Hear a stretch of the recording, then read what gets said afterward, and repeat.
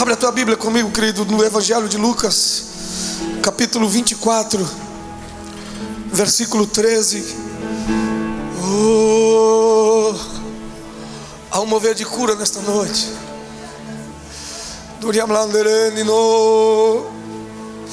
O Espírito Santo começa a me mostrar que tem corações sendo compungidos agora, contritados no Senhor.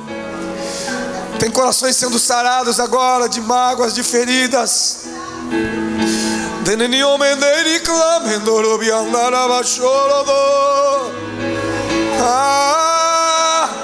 É isso mesmo que Ele está te dizendo, amado.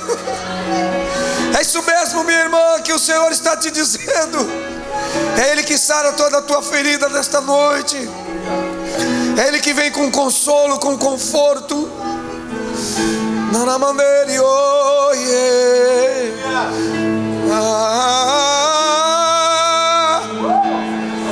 Receba o bálsamo do Espírito Santo na tua vida agora, em nome de Jesus. Creia nisso, Ele está te sarando agora. Ele te trouxe aqui esta noite só para isso, para te dizer: filho meu, filha minha, eu quero te tomar em meus braços e te mostrar o que um pai de verdade faz.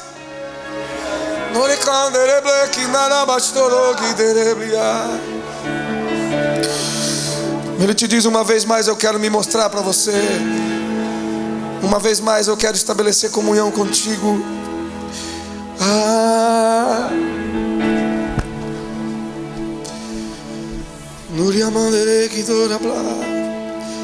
No final do culto, quando for feito um convite, Deus falou com você nesta noite, venha correndo para os pés do Senhor Jesus. Venha correndo, porque há algo para Deus fazer em algumas vidas nesta noite. Capítulo 24 do Evangelho de Lucas, versículo 13 a seguir. E eis que no mesmo dia iam dois deles para uma aldeia que distava de Jerusalém 60 estádios, cujo nome era Emaús. Iam falando entre si de tudo aquilo que havia sucedido. E aconteceu que, indo eles falando entre si, fazendo perguntas um ao outro, o mesmo Jesus se aproximou e ia com eles. Mas os olhos deles estavam como que fechados, para que não o conhecessem. E ele lhes disse: que palavras são estas que caminhando trocais entre vós? E por que estáis tristes? E respondendo um, cujo nome era Cleopas, disse-lhe: és tu só peregrino em Jerusalém, e não sabes as coisas que nela têm sucedido nestes dias? E ele lhes respondeu: quais? E eles lhe disseram: as que dizem a respeito a Jesus o Nazareno, que foi um profeta poderoso em obras e palavras diante de Deus e de todo o povo. E como os principais dos sacerdotes e os nossos príncipes o entregaram à condenação de morte e o crucificaram. E nós esperávamos que fosse ele o que remisse Israel. Mas agora, com tudo isso, é já hoje o terceiro dia desde que estas coisas aconteceram. É verdade que também algumas mulheres dentre nós nos maravilharam, as quais de madrugada foram ao sepulcro e, não achando o seu corpo, voltaram dizendo que também tinham visto uma visão de anjos que diziam que ele vive. E alguns dos que estavam conosco foram ao sepulcro e acharam ser assim como as mulheres haviam dito, porém não o viram. E ele lhes disse: ó nécios e tardos de coração, para crer tudo que os profetas disseram.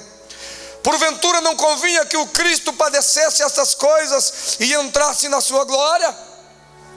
E começando por Moisés e por todos os profetas, explicava-lhes o que dele se achava em todas as escrituras. E chegaram à aldeia para onde iam, e ele fez como quem ia mais longe, ou para mais longe. E eles o constrangeram, dizendo: fica conosco, porque já é tarde, e já declinou o dia. E entrou para ficar com eles. E aconteceu que, estando com eles à mesa, tomando o pão, os abençoou, e partiu-o e lhe deu. Abriram-se-lhe então os olhos, e conheceram, e ele desapareceu. Amados, esse texto nos traz tantas verdades, e hoje nós vamos compartilhar apenas algumas. Mas quando nós olhamos para o Evangelho de Lucas, é bom lembrar que o autor do terceiro Evangelho, o Lucas, era médico, chamado por Paulo de um médico amado. Lucas não chegou a andar com Jesus, não caminhou com Jesus, não foi apóstolo de Jesus. Muito provavelmente se converteu pelas pregações de Paulo, mas pelo seu conhecimento com as letras, por ter uma formação privilegiada, Deus o usou, inspirado pelo Espírito Santo, para escrever um evangelho de uma forma um tanto peculiar. Ele escreveu o Evangelho de Lucas, o seu evangelho, e escreveu também o livro de Atos dos Apóstolos, cuja linguagem dos dois são muito parecidas, e nós podemos observar isso com facilidade. Mas é interessante porque o Evangelho de Lucas, ele tem bastante detalhes, bastante riqueza de detalhes, com datas, com algumas descrições. Quando ele diz, por exemplo, a distância do caminho de Emaús, que os discípulos iam, dizendo que distava cerca de 60 estádios, cada estádio equivalia a 185 metros, totalizando aí pouco mais de 11 quilômetros, 11.100 metros, era o caminho que aqueles dois discípulos faziam. E Lucas trata de alguns detalhes, inclusive o nome do discípulo, Cleopas, um dos dois. Lucas escreveu o seu evangelho cerca de 60 anos depois de Cristo. E enquanto que Mateus apresenta Jesus como Rei e Senhor, vem Marcos, apresenta Jesus como Filho de Deus e servo. Vem Lucas e apresenta Jesus de uma maneira totalmente peculiar, como Filho do homem, e que sofre por esse homem ao ponto de morrer morte de cruz. Lucas tem um jeito todo especial de narrar as coisas, talvez por ter convivido com Paulo, por ter sido convertido depois de Jesus, e o seu evangelho é rico em detalhes, talvez também pela dependência do Espírito Santo que ele teve para escrever. Muito provavelmente ele fez pesquisas para escrever esse evangelho, por isso ele nos traz algumas riquezas. É interessante, por exemplo, nessa passagem, já no final do seu evangelho, quando ele descreve com riqueza de detalhes sobre a ressurreição de Jesus, desde o versículo 1 desse capítulo 24, que ele fala das mulheres que foram lá, depois ele fala dos discípulos que foram lá, e ele vem e descreve essa aparição de Jesus junto aos dois discípulos no caminho de Emaús, e ele traz essa riqueza de detalhes. E isso não é por acaso, foi o Espírito Santo que usou Lucas, porque ali ele não deixa dúvidas, para que o leitor entenda realmente, para que aqueles daquela época que foram ler os escritos de Lucas, para que entendessem que Jesus realmente ressuscitou, que Jesus realmente, depois de ressuscitado, caminhou entre os discípulos, e que ficaram várias provas cabais da ressurreição de Jesus. Embora até hoje muitos queiram questionar a ressurreição de Jesus, mas eu quero declarar, não somente pelos escritos de Lucas, mas por aquilo que eu creio, por aquilo que ele fez na minha vida, que ele está ressuscitado para a minha vida e para a tua vida nesta noite, e que a vida dele é a minha vida, assim como a morte dele foi a minha morte, e o mesmo vale para você, querido. A morte dele é a tua morte, se você o aceitá-lo, e a vida dele é a tua vida, quando você morre com ele na cruz. Quando nós olhamos para esse evangelho, nós vamos ter a oportunidade de aprender algumas lições magníficas, e nesse texto nós queremos nesta noite compartilhar poucas lições, embora se nós fôssemos nos deter no texto, inclusive na leitura longa que eu fiz, são tantas lições. Ontem à noite, enquanto eu orava, o Espírito Santo me levou para esse texto. Eu falei: Senhor, o que eu vou ministrar amanhã? Durante a semana toda eu estive em comunhão com o Senhor, desfrutando do Senhor, mas durante a semana o Senhor não me deu o que o Senhor queria para amanhã. E eu ainda brinquei, eu falei: Senhor Jesus, não me deixe para amanhã de tarde, fica muito em cima da hora, porque às vezes Ele faz isso comigo. Mas aí na hora, orando, aqui no culto, irmãos, orando, adorando ao Senhor, no ambiente de culto, o Espírito Santo me levou e falou: lembra-se dos discípulos no caminho de Emaús? Enquanto o irmão Vanderlei ministrava sobre amigo, sobre lealdade, sobre amor. Quem não veio ontem perdeu um culto maravilhoso, uma mensagem maravilhosa. E eu deixo para você o convite, querido: não perca o culto de sábado, não perca o culto de quarta-feira. Deus tem se manifestado de forma peculiar, de forma gloriosa. Deus tem operado milagres na quarta-feira, no domingo, na escola bíblica dominical. Mas o Senhor me levou para esse texto, e quando eu fui examiná-lo, ou reexaminá-lo, porque já li tantas vezes esse texto, e já ouvi tantas vezes pregar sobre esse texto, mas enquanto eu fui examiná-lo, meu Deus, eu comecei a marcar tanta coisa. Eu falei: Senhor, não dá tempo para tudo isso. São muitos detalhes que nos trazem lições maravilhosas, que nos trazem verdades magníficas que servem para a nossa vida. E aí eu falei: Senhor, me ajuda a me ater em pelo menos alguns detalhes, 3 ou 4 no máximo. E então eu tomei nota, e hoje à tarde, orando, eu escrevi. E aqui está, amados. Eu vou compartilhar, e o Espírito Santo, enquanto eu preparava e orava e me alimentava disso, enquanto essa passagem impactava a minha vida, o Espírito Santo ministrou ao meu coração que vidas serão saradas hoje aqui, que vidas vão se render aos pés do Senhor Jesus aqui hoje, por causa desta palavra. Não por causa da minha fala, mas por causa desta palavra, que é fiel e verdadeira, que é saradora, curadora, libertadora, renovadora. Palavra que é pura, que é eficaz, palavra que se renova a cada dia. Aleluia. Quando eu lia, alguns momentos eu chapei no Senhor, chorei, falei: meu Deus, como o Senhor guarda tantas verdades num texto que a gente ouve tantas vezes. E aí eu falei: Senhor, eu quero apenas poucas lições. Ele falou: então toma aí a primeira lição. A primeira lição, quando você olha no comecinho do texto que eu li, lá no versículo 13 a seguir, você vai perceber. Escute isso, amado, guarde no teu coração, anote isso nas tábuas do teu coração. Vai servir de cura para você, como serve de cura para mim todos os dias. Quando o Senhor está morto para nós, escute essa lição. Quando o Senhor está morto para nós, quando consideramos que o Senhor está morto, podemos falar dele, podemos falar coisas sobre ele, podemos falar do que ele está fazendo, porém não conseguimos reconhecê-lo quando ele vem até nós e caminha conosco. Eu vou repetir para você, querido.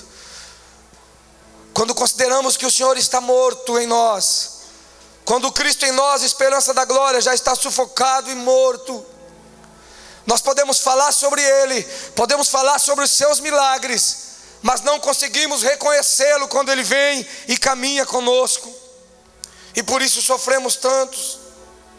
Os nossos olhos estão como que fechados para o Senhor quando ele não está vivo em nós. É o que o texto mostra.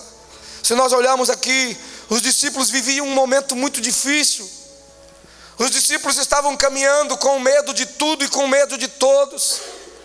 Eles haviam acabado de perder o seu mestre, eles haviam acabado de perder o seu discipulador, eles haviam acabado de perder o Jesus, o homem que sempre tinha uma mensagem de alento, de conforto para eles, aquele que sempre tinha uma orientação. Eles haviam acabado de perder a Jesus, e por isso eles andavam com medo de tudo e de todos, eu repito. E nós bem sabemos que isso é verdade. Por isso eles iam desolados pelo caminho. Mesmo falando de Jesus, eles iam desolados pelo caminho.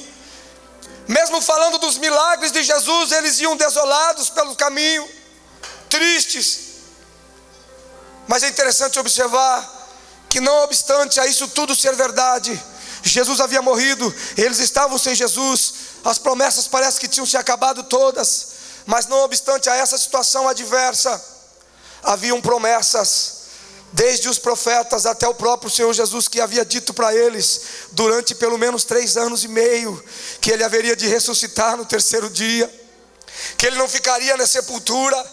E no entanto eles não se lembravam das promessas, e esse era o problema. não obstante as dificuldades e ao momento e a circunstância contrária. Escute bem, querido.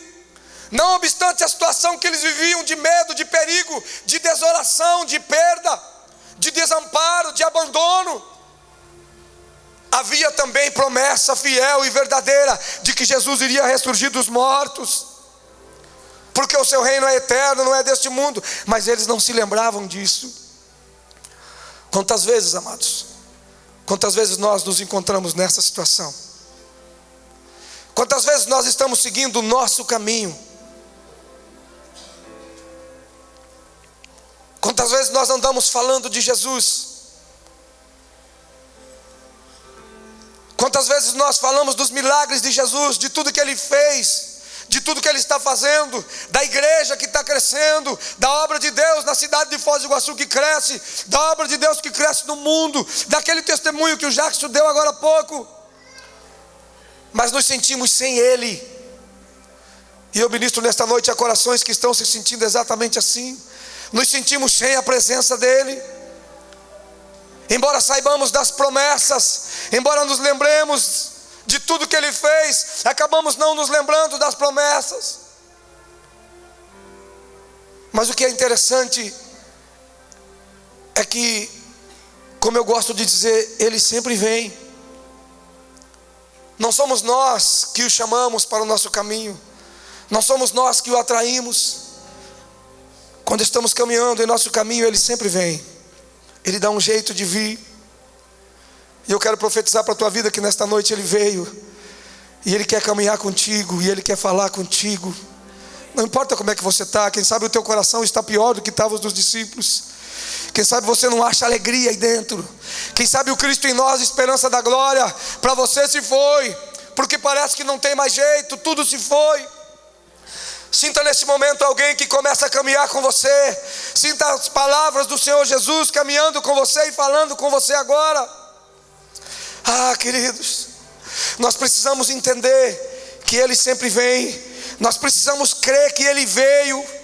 Ele veio nesta noite. Aliás, foi Ele que te trouxe aqui. O fato de você estar aqui já é porque Ele veio no teu caminho. E a presença dEle no teu caminho influenciou você e te trouxe para cá hoje. Quem sabe no caminho da tua vida, de tantos quilômetros, de tantos dias, de tantos anos, de tantas transformações, você já andava desolado, falando daquilo que passou, daquilo que se foi, e se esqueceu das promessas, se esqueceu das profecias, de quantas pessoas Deus usou para falar com você, de quantas mensagens foram faladas nos púlpitos das igrejas e tocou o teu coração. De quantas vezes Deus falou ao teu coração, dizendo: filho meu, eu tenho um plano na tua vida, eu tenho um propósito para a tua vida, caminhe comigo, não importa o que acontecer. E mesmo sabendo de tudo isso, você não consegue se lembrar, porque você está preso a uma circunstância, você está preso a um caminho de desolação, a um caminho de tristeza. Mas Jesus vem nesta noite para a tua vida. Escute, porque Ele começa a falar ao teu coração agora. Mas preste atenção, porque quando Ele começa a falar, começa um ardor nos nossos corações. Se você olhar para um versículo lá na frente, o versículo 32, você vai ver que os discípulos depois vão dizer assim: acaso não ardia em nossos corações quando Ele falava?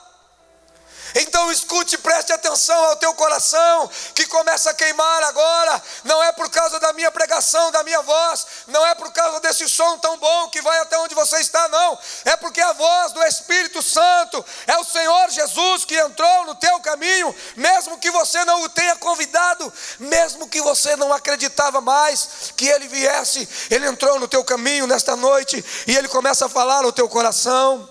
E esse queimar no teu coração, esse coração ardendo aí, é porque Ele começa a soprar palavras no teu coração. Ouça a voz do Espírito Santo agora.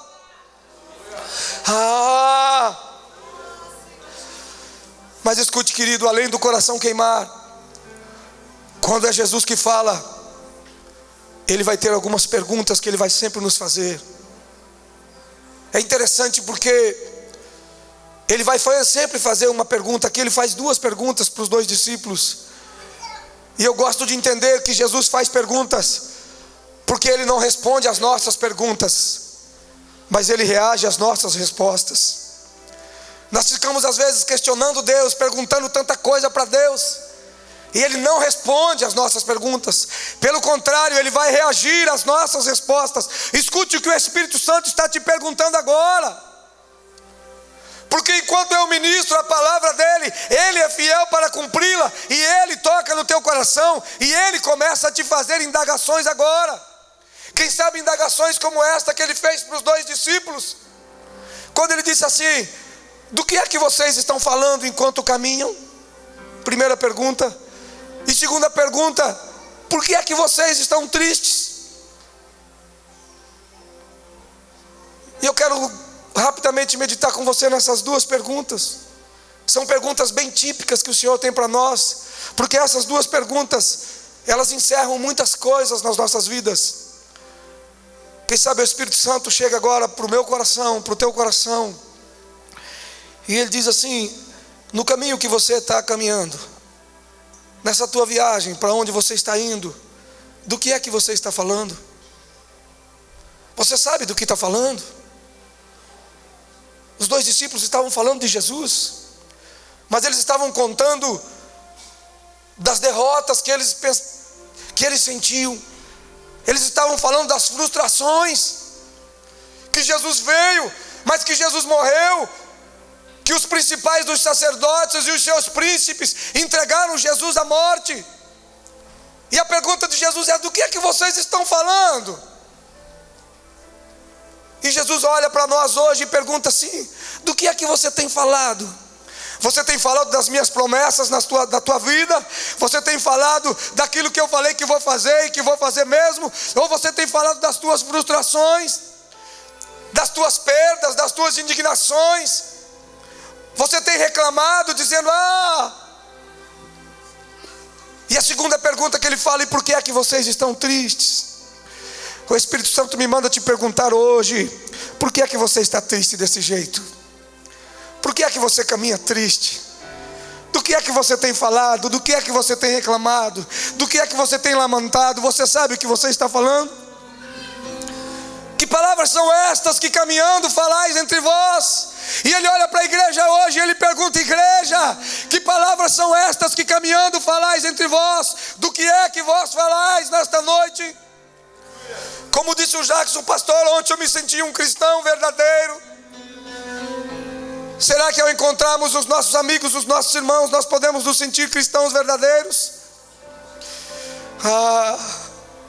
Quem sabe hoje você está nessas mesmas condições, triste no caminho, achando que tudo acabou para você, e você até fala das coisas de Deus, até cita as coisas de Deus, mas você diz: mas para mim não tem jeito não, para mim não dá mais, eu não